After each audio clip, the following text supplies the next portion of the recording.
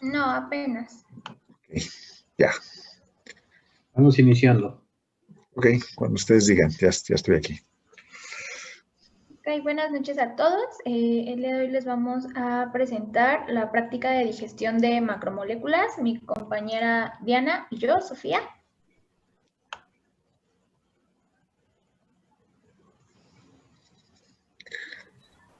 Perdón, Pues, me interrumpo tantito. Hoy tenemos dos prácticas, ¿no? Y macromoléculas y luego tenemos aminoácidos y respiración. En realidad son tres prácticas. Entonces, nada más la solicitud es de que administren muy bien sus tiempos y esperaríamos estar terminando este primer seminario, pues a las... Son las 7, ¿verdad? A las 8. A las 8 estaríamos terminando porque después tenemos dos prácticas en un solo seminario. Ya, adelante. Gracias.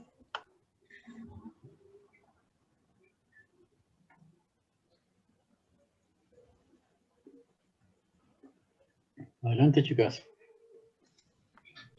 Como introducción, tenemos que, bueno, para que la célula crezca, debe satisfacer todos sus requerimientos nutricionales a partir del medio que la rodea.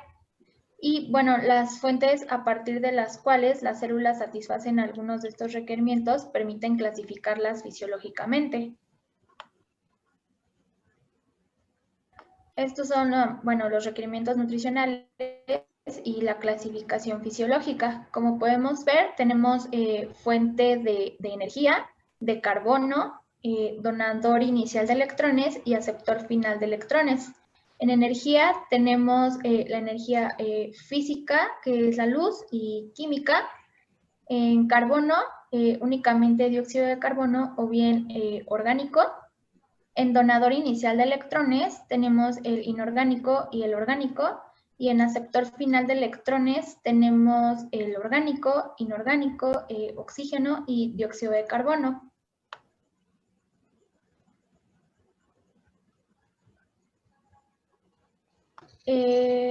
Bueno, los requerimientos nutricionales, eso se los va a decir mi compañera Diana.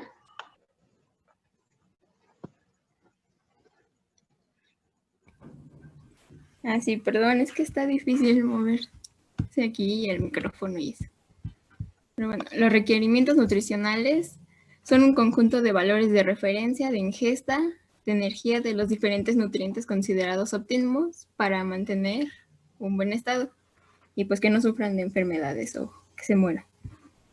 Tanto su exceso como su defecto puede ocasionar problemas. Y tenemos el factor de crecimiento, que estos son sustancias capaces de sustituir deficiencias metabólicas y que por lo tanto favorecen, pues sí, ayudan a su crecimiento.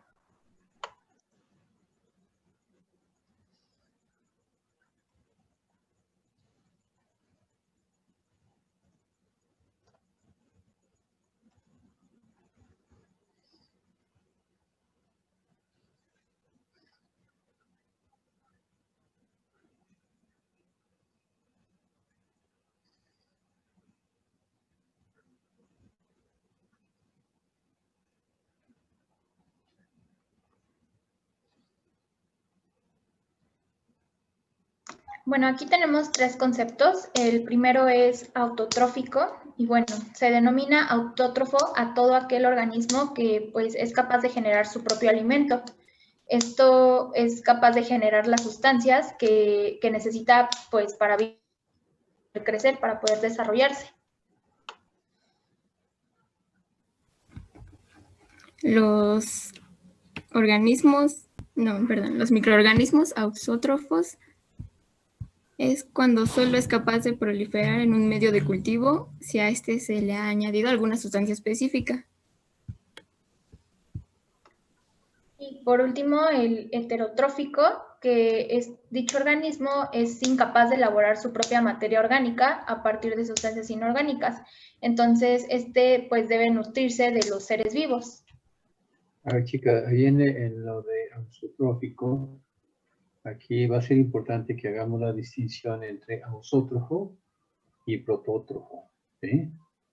porque el protótrofo es prácticamente el tipo silvestre, el que está completo en cuanto a su metabolismo. Y el ausótrofo va a requerir, ¿sí?, de un factor de crecimiento. Esto es que le agreguen alguna sustancia que ellos no pueden producir para poder echar a andar su metabolismo. ¿Sí? Son generalmente aquellos que tienen alguna deficiencia metabólica. ¿Ok? Sí. Ok, continuamos.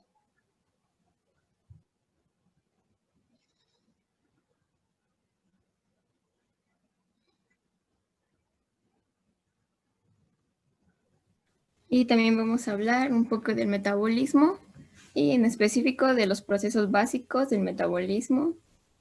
Son la degradación de moléculas orgánicas complejas y bueno, la degradación es también conocida como el catabolismo. Y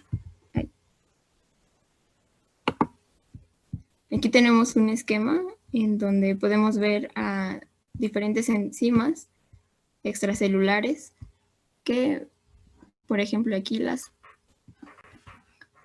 aquí está la molécula que van a degradar. Las proteínas se van a degradar a aminoácidos a través de las proteinasas.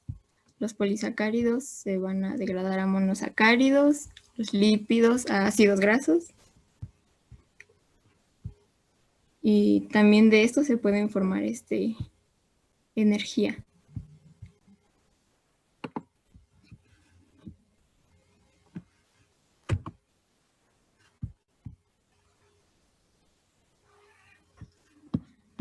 En ocasiones los substratos no se encuentran utilizables y los microorganismos tienen que degradarlos con enzimas despolimerizantes extracelulares. Esto significa que están como que muy grandes las moléculas y pues no van a entrar a través de la pared celular de los microorganismos. Entonces por eso las enzimas están como que afuera del microorganismo para degradarlas. Y bueno, estas son como que de las principales.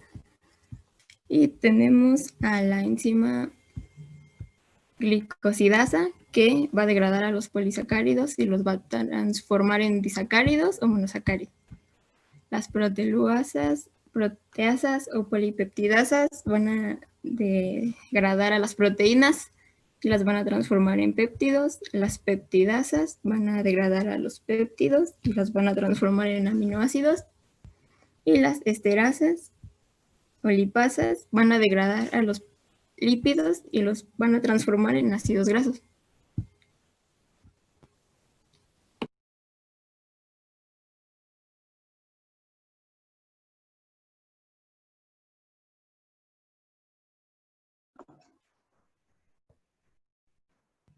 Y bueno, como objetivo es entender y montar ensayos de degradación de polímeros por enzimas extracelulares microbianas.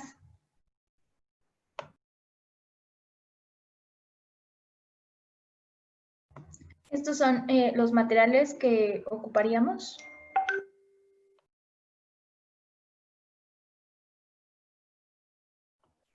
Y bueno, empezamos con la prueba de licuefacción de la gelatina en tubos.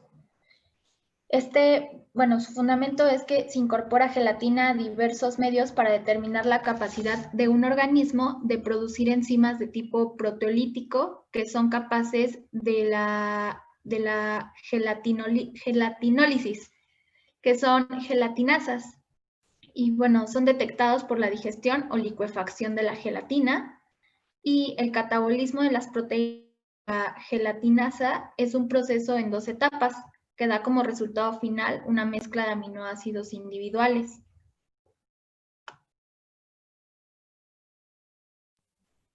Y aquí está como que más o menos el resumen de lo que acaba de decir mi compañera. Y bueno, aquí la gelatina es una proteína derivada del colágeno animal. Se le agrega para determinar la capacidad de un microorganismo de producir enzimas proteolíticas, que las enzimas proteolíticas son las que degradan a las proteínas, o sea, también son llamadas proteasas. Y bueno, aquí las bacterias segregan gelatinasas, que es la enzima encargada de degradar a la proteína de la gelatina.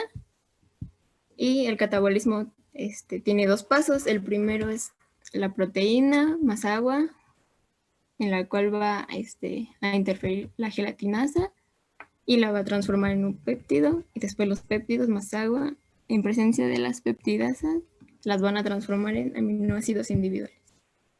Chica, en este caso, para estas reacciones, ¿qué significa el que le digan más agua? ¿Qué tipo de reacción está ocurriendo ahí? Hidrólisis. Hidrólisis, ¿sí? Entonces, se están hidrolizando la proteína para convertirlas en polipéptidos, ¿sí? Y posteriormente, esos polipéptidos por otra hidrólisis generada por las peptidasas, la degradan hasta aminoácidos. ¿Ok? Sí. Y sí es muy importante también mencionar que cuando los microorganismos se van a nutrir, pues van a tratar de introducir metabolitos, pero sin embargo en el medio ambiente donde se encuentran, pues esas sustancias nutritivas o nutrientes se encuentran en forma polimerizada, por lo que requieren de su metabolismo externo, o sea, generar las enzimas correspondientes para poderlos degradar e introducirlas a su citoplasma. ¿Vale? Por eso llamamos aquí, se agregan gelatinasas exocelulares o extracelulares. ¿Ok? Sí. Continúe.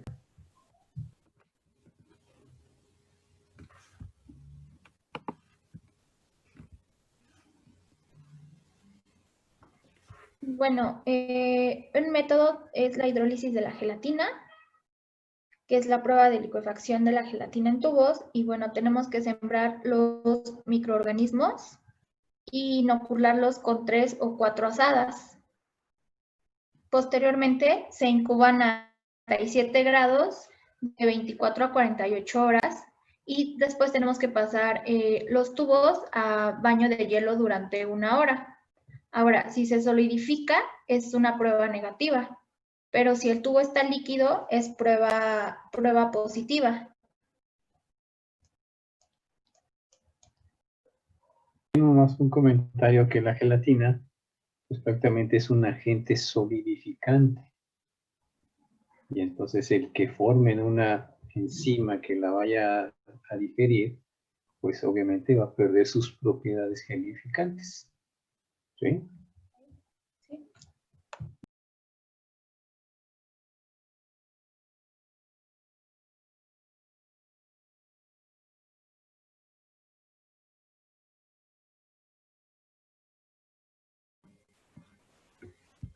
Y aquí tenemos a la prueba de la digestión de la caseína en caja. Y bueno, aquí está la estructura de la caseína más agua y va a actuar la enzima caseinasa y la va a degradar en aminoácidos, porque bueno, la caseína también es una proteína de la leche.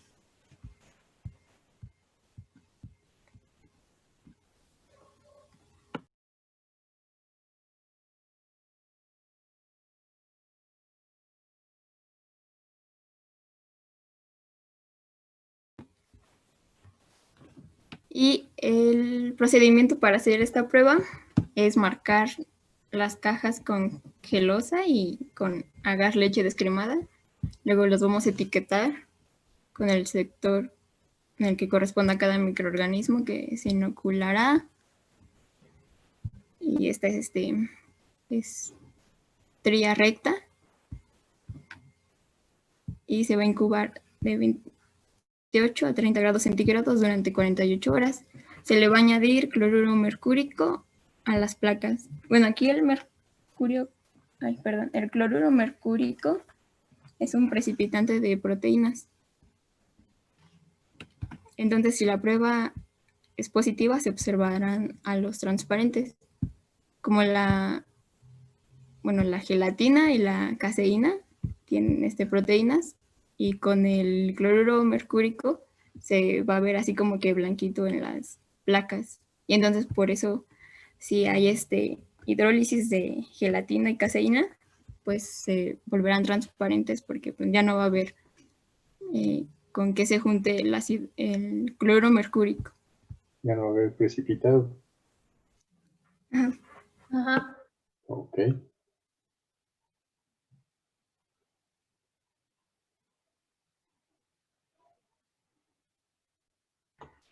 Bueno, posteriormente es la hidrólisis del almidón. Bueno, la molécula del almidón debe descomponerse en sustancias más simples y fáciles de asimilar y es utilizado para identificar microorganismos productores de enzimas amilasas, las cuales hidrolizan el almidón con formación de maltosa.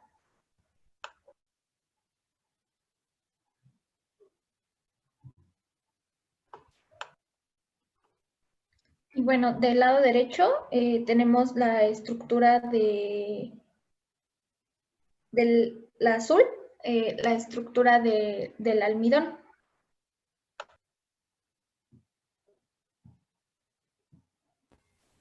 Y entonces se va a formar, bueno, a este experimento le vamos a agregar yodo, con lo que se va a formar un complejo yodo-almidón. Y bueno, aquí la cadena de amilosa formará una hélice alrededor del yodo y esto le dará una coloración azul intenso, casi negra.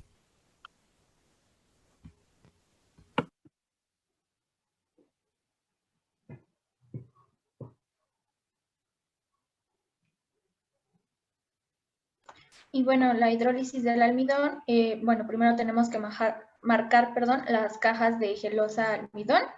Posteriormente se etiqueta cada sector con el microorganismo que se inoculará y lo tenemos que sembrar por estría recta en su sector respectivo. Después se incuba a 37 grados por 48 horas y vamos a añadir la solución de Lugol. Si es positiva, vamos a observar halos transparentes sobre un fondo de color.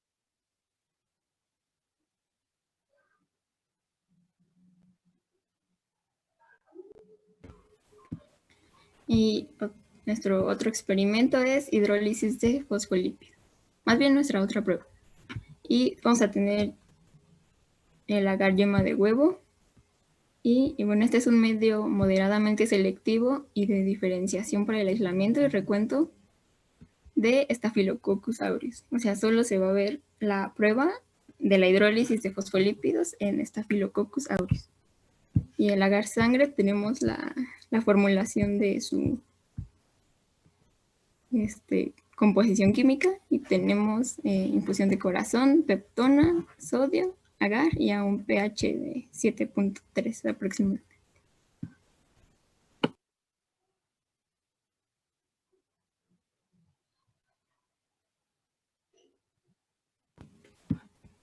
En esta prueba vamos a marcar las placas con gelosa sangre y agar yema de huevo, etiquetar cada sector con el microorganismo que se inoculará. También lo vamos a sembrar por estría recta. Vamos a incubar a 37 grados durante 48 horas. Si la prueba es positiva para agar yema de huevo, se observará una delgada película opalescente en torno a las colonias. Si la prueba es positiva para gelosa sangre, se observará un color amarillo, opaco, translúcido alrededor del crecimiento de la bacteria.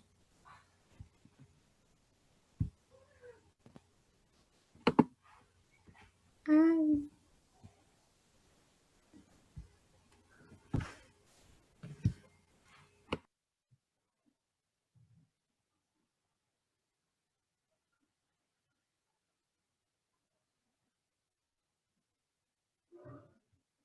Y bueno, la otra es digestión de proteínas y fermentación en la leche tornasolada. La leche tornasolada es un medio diferencial que se emplea para determinar varias funciones metabólicas de un organismo. Bueno, está la fermentación de la lactosa. Que esta también se realiza nada más en condiciones anaerobias.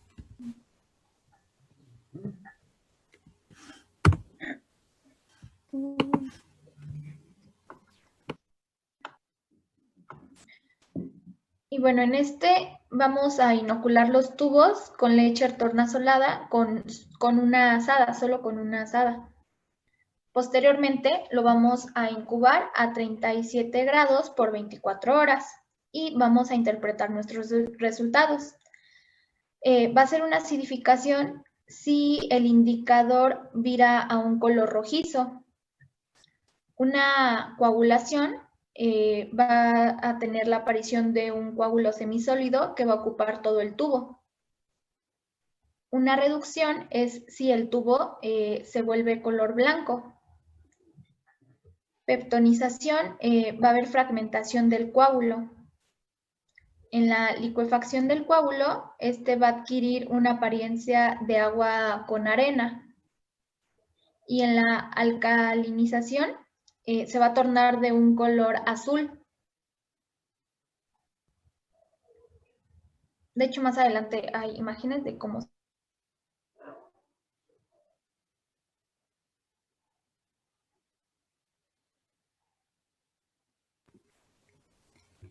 Aquí ya están como que los resultados gráficos. Y bueno, en la prueba de licuefacción de la gelatina en tubos va a ser negativa si sigue solidificado el medio y si va a ser positiva si se vuelve líquido, porque como ya dijo también el maestro, las proteínas hacen que la gelatina pues tenga la consistencia sólida. Entonces, al ser hidrolizadas por la enzima, pues van a perder esas propiedades y se van a volver líquidas. Okay.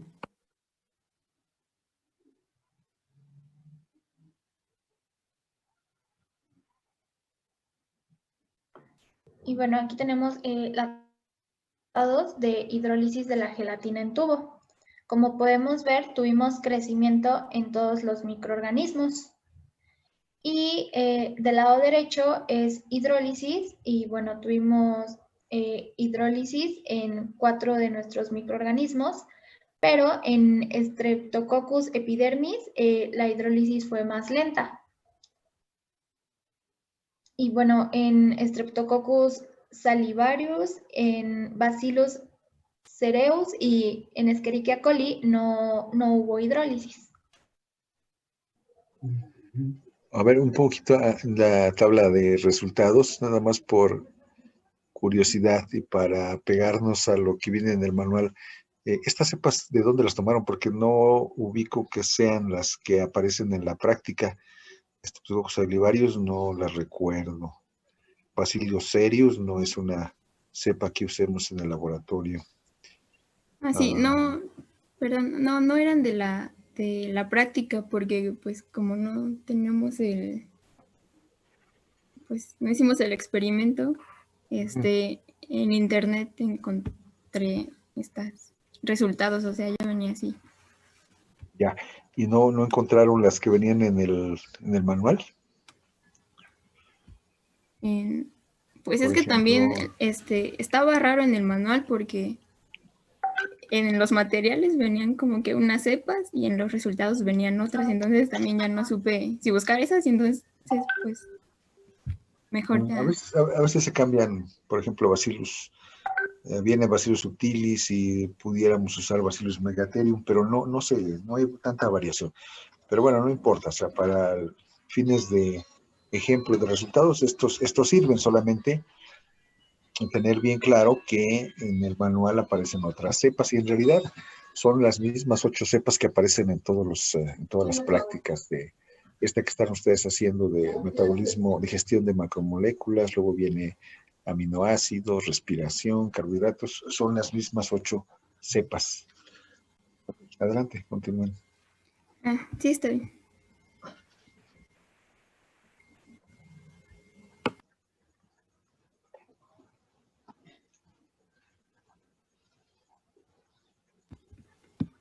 Y aquí en los resultados para la prueba de digestión de la gelatina y la caseína en caja, aquí tenemos a la gelatina, está aquí como que normal, y si es positiva se van a formar aquí los halos transparentes alrededor, porque ya se hidrolizó a la proteína.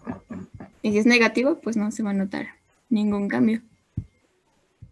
¿Qué tiene adicional aquí esta caja de gelatina? Para que podamos observar este halo transparente. El cloruro mercúrico.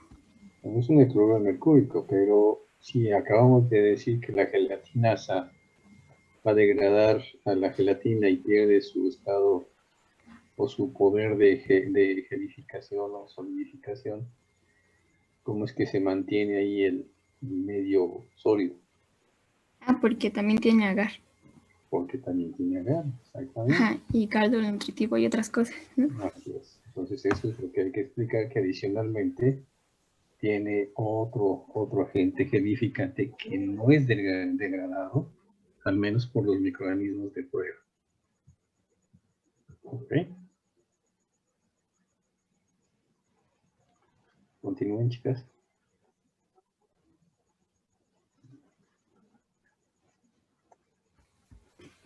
Y aquí está la tabla de resultados. Y todas sí hubo crecimiento.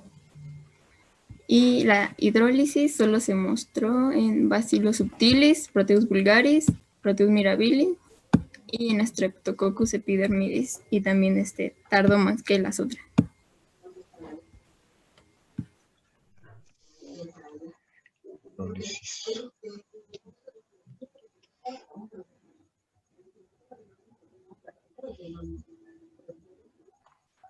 Y bueno, en la hidrólisis del almidón, la imagen que tenemos del lado izquierdo es la prueba negativa. Es por eso que se ven esos circulitos transparentes, positiva, perdón. Esos circulitos transparentes es lo que nos quiere indicar que la prueba fue pues positiva. Y la del lado derecho, que se ve toda azul, es la prueba negativa.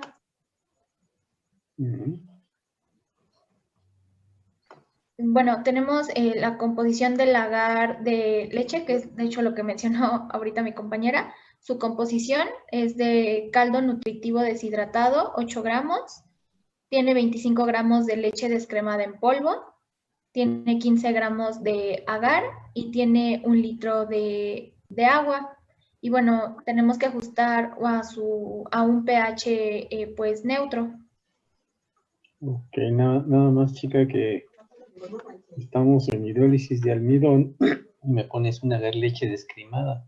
¿Cuál es la conexión? Así, yo lo puse así porque así venían las tablas, pero sí, después ya lo analicé, pero ya no lo corregí. Es que así, bueno, venían en las tablas de que venían junta la tabla de la hidrólisis del almidón y de la leche descremada. Ok, entonces eso habría que haberlo pasado en la anterior, ¿no? Que Sí, estamos hablando de la digestión de gelatina y de la caseína, ¿no? de hecho ahorita que lo mencionó fue cuando nos dimos cuenta. Ok, está bien. Seguramente es porque esos dos son en placa, pero así sí viene en las tablas, pero sí puede confundir, porque estamos hablando de almidón y luego vuelven a lo que son las proteínas. Continúen. Sí, gracias.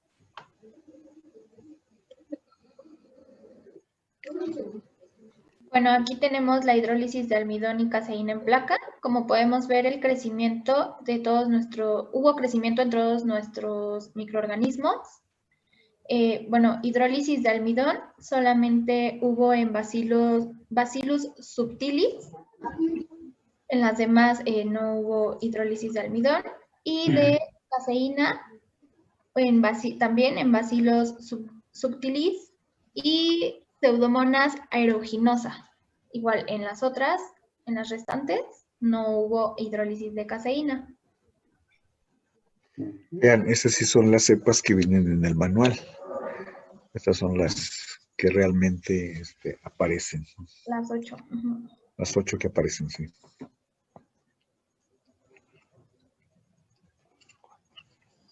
Falta una.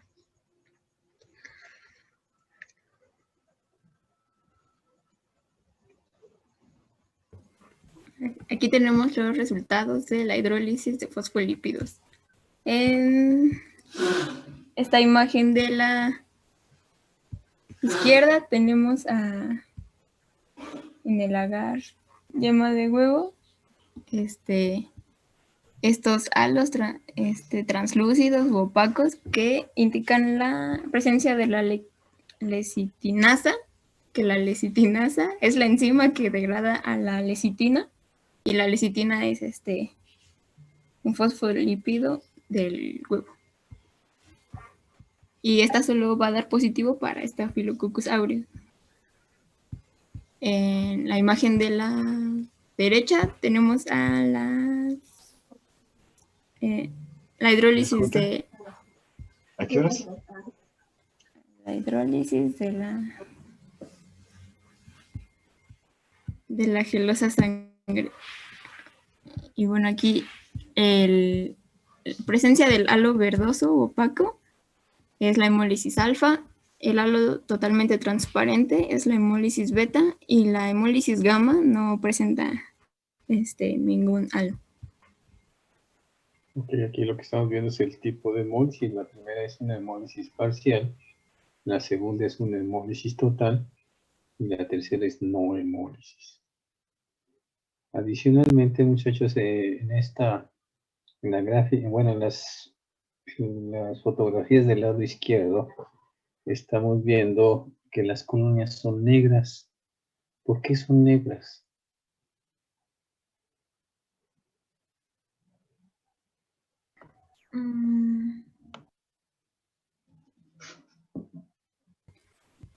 Eso es porque la bacteria Staphylococcus aureus va a degradar al telurito en telurio. No lo degrada. ¿Lo oxida? Lo reduce. Lo reduce. Y es más, ahí lo dice en la misma fotografía. Colonias negras, reducción del telurito. ¿Ok? Sí. Continuamos.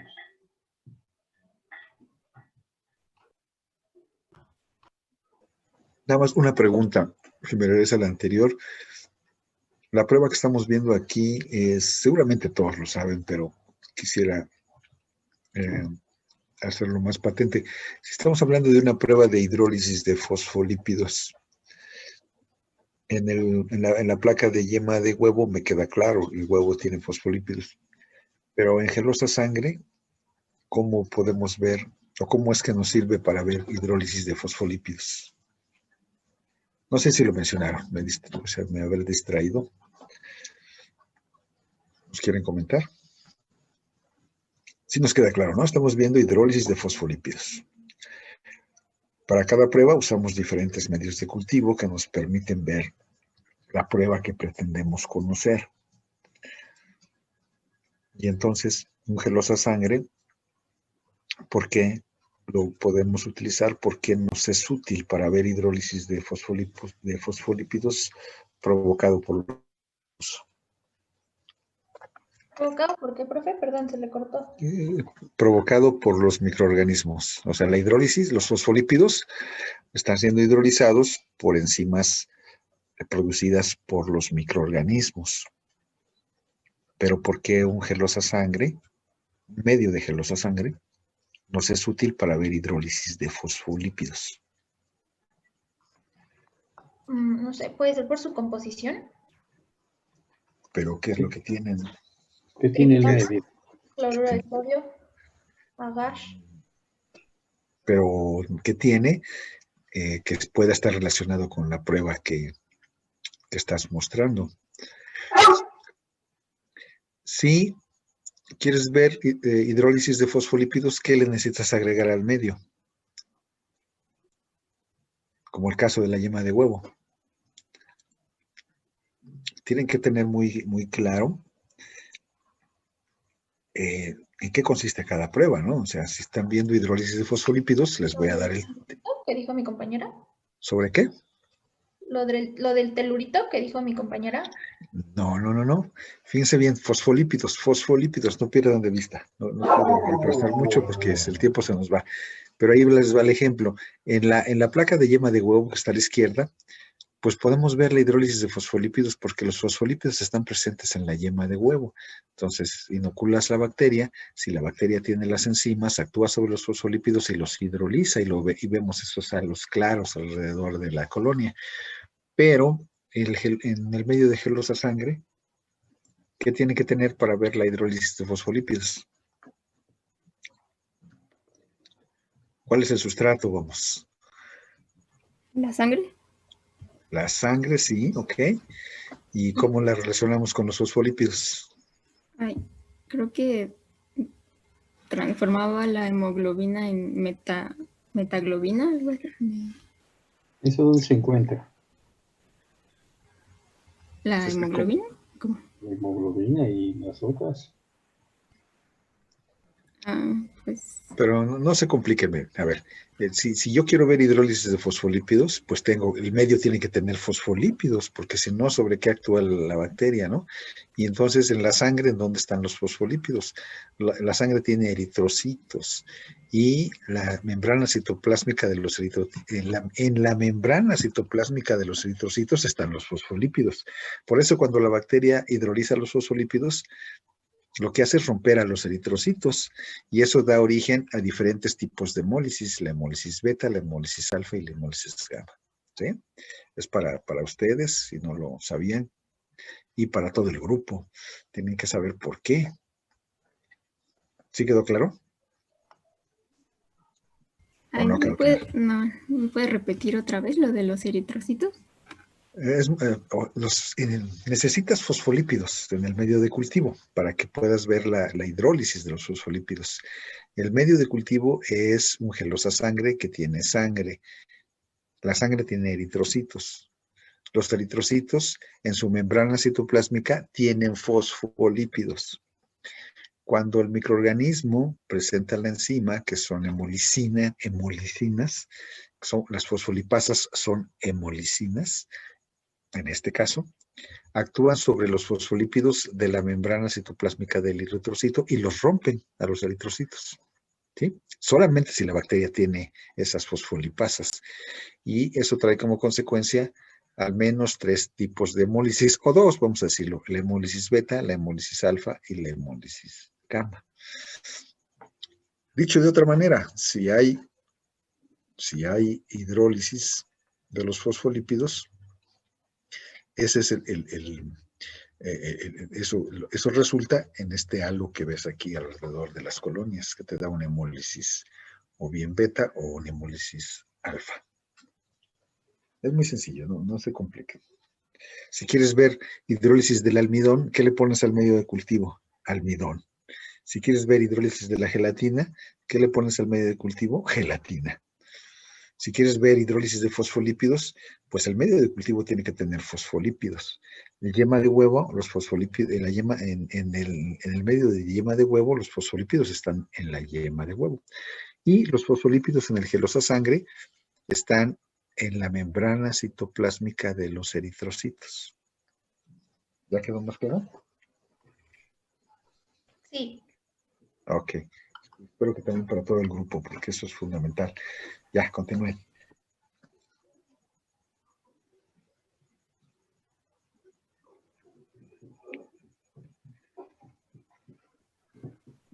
Y aquí están los resultados de que el crecimiento fue positivo, pues para todas, en el agar yema de huevo, como ya lo dije muchas veces, solo fue positivo para Staphylococcus aureus, y aquí solo hubo hemólisis alfa para Pseudomonas aeruginosa.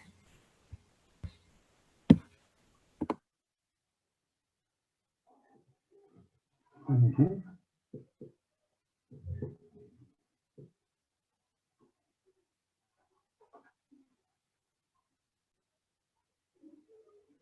Esto es de los resultados que mencionamos. En el medio no inoculado podemos ver el primer tubo de un color violeta.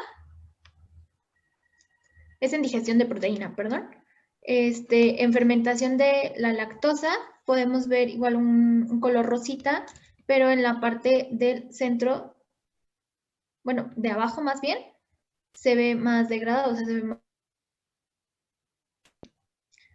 Después está, bueno, la digestión y la reducción del tornasol, que mencionamos que el tubo presenta un color totalmente blanco. Bueno, es así como lo hubiéramos visto. Y en la no fermentación de la lactosa es pues lo contrario, ¿no? En fermentación de la lactosa se ve pues rosita y en la no fermentación tenemos este color morado, violeta. Y en el coágulo, pues se supone que aquí tendríamos que haber apreciado el coágulo pues sólido.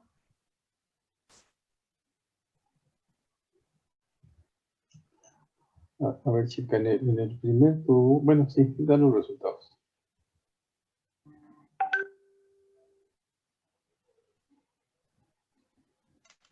Y bueno, Aquí para la acidificación solo fue positivo para Escherichia coli, para Bacillus subtilis, para Salmonella typhi, para Proteus vulgaris, para Klebsiella pneumoniae y para Shigella flexneri. En la coagulación todas fueron negativas. En la reducción solo fue positiva para Salmonella typhi, para Klebsiella pneumoniae y para Shigella flexneri. Para la liquefacción también todas fueron negativas y para la alcalinización fue positivo solo en Pseudomonas aeruginosa.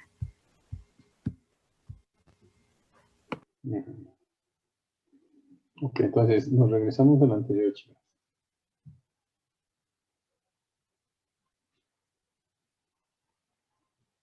Ok, estamos viendo. Y vemos el color del medio. El medio ya sabemos que está ahí tornasol. ¿El tornasol qué tipo de indicador es?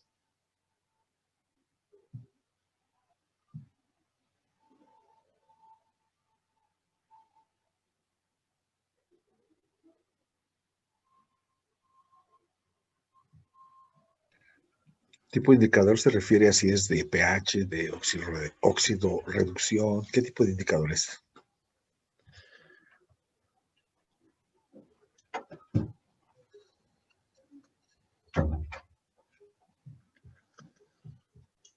De ¿Vale? pH. Es de pH. Ok, vamos a decir que este tiene pH. Entonces, ¿debido a qué se está formando ese vide del indicador a color rojo?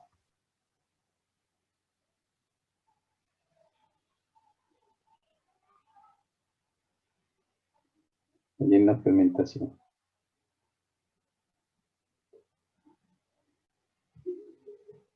Si fermentamos un carbohidrato, ¿cuáles son los posibles productos que se generan?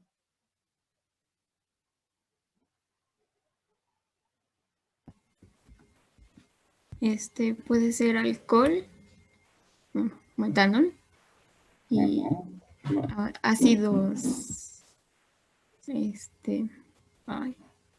bueno, como ácido láctico o... Ácidos orgánicos en general. ¿Sí? Sí.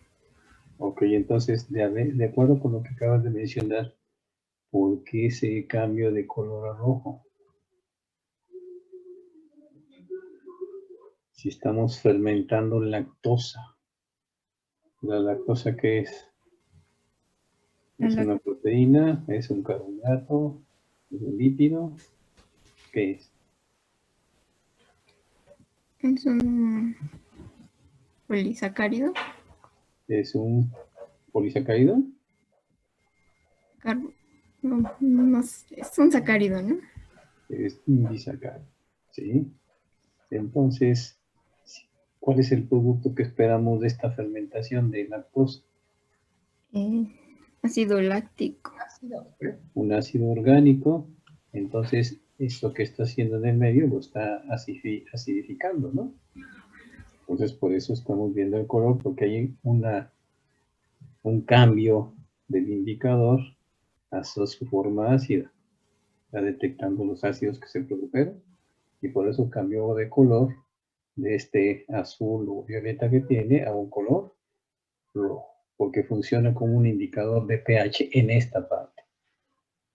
¿Sí? ¿Sí queda claro?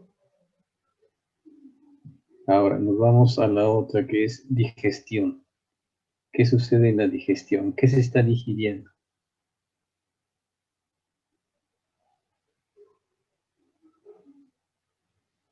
¿Qué estamos usando aquí? ¿Qué dice digestión de qué? De proteínas. De proteínas. ¿De quién son las proteínas? De la leche. De la leche. Entonces, ¿cómo se llama la proteína de la leche? Caseína. La caseína. Entonces tenemos aquí una digestión de la caseína. Si se digiere, ¿qué pasa con esta proteína? Hace rato lo dijeron ustedes en una reacción, que primero la proteína degrada la enzima degrada a la proteína. ¿Qué proteína es? ¿Qué enzima? Caseinasa. La caseinasa. ¿Y esa a qué la degrada? Aminoácidos. ¿Aminoácidos? No, polipéptidos. Polipéptido. No, polipéptidos es la proteína. Uno solo, ¿qué sería? Péptido. Un péptido, ¿sí? Entonces, estas proteínas van a degradar a péptidos. Y entonces, pues aquí veríamos parte de esa digestión, la formación de péptidos. Pero también, ¿qué pasaría si por ahí tienen otra enzima que pudiera degradar esos péptidos? ¿Cómo se llamaría? Péptidas. Una peptidasa, y eso los va a degradar hasta aminoácidos. Y entonces aquí es donde vemos esa digestión hasta dónde llega. Aquí lo estamos viendo ligeramente turbio, ¿no? O sea, no hay una degradación hasta aminoácidos, porque si estuviera hasta aminoácidos se vería transparente.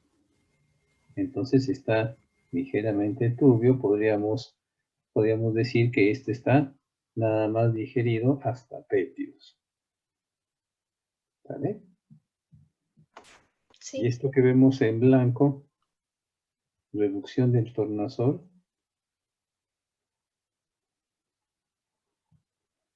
Ahora, ¿cómo está funcionando aquí el tornasol? Ya no estamos hablando de una reacción de ácido-base, ¿no? Ya no está funcionando como un indicador de pH. Entonces ahora, si estamos hablando de una reducción del tornasol, ¿cómo está actuando el tornasol ahora?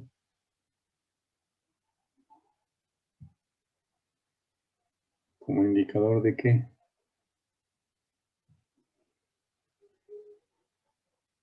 Pues de óxido reducción. De óxido de reducción. Entonces tiene las dos actividades, como indicador de pH y como indicador de óxido de reducción.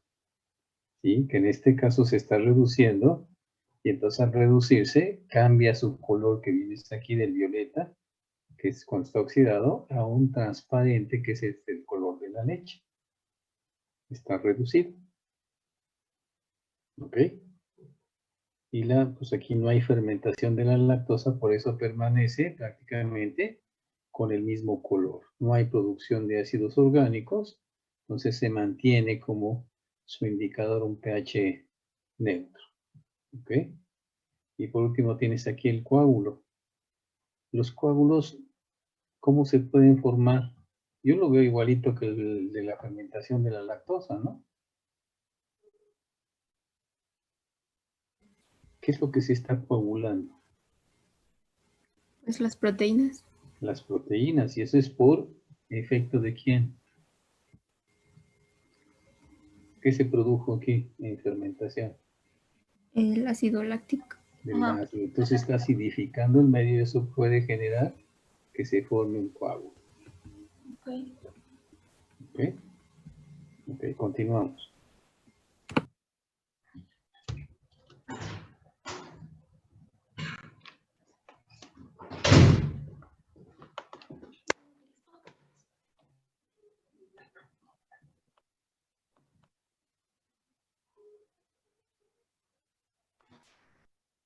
Bueno, como conclusión, extracelulares se encargan de degradar a las macromoléculas en moléculas más pequeñas, y esto es para permitir así el paso a través de la pared celular dentro de nuestro microorganismo.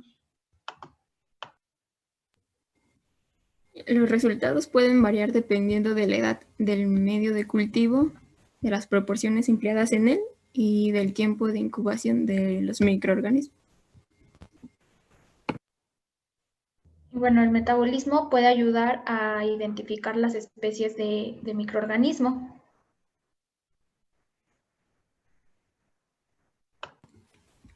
Dependiendo del medio de cultivo, se puede identificar el tipo de enzima extracelular que produce. Por ejemplo, son lipasas, glicosidasas, peptidasas, entre otros. Y bueno, pues las actividades metabólicas de los microorganismos representan un importante factor para los ciclos biogeoquímicos. Okay. Esas serían nuestras conclusiones.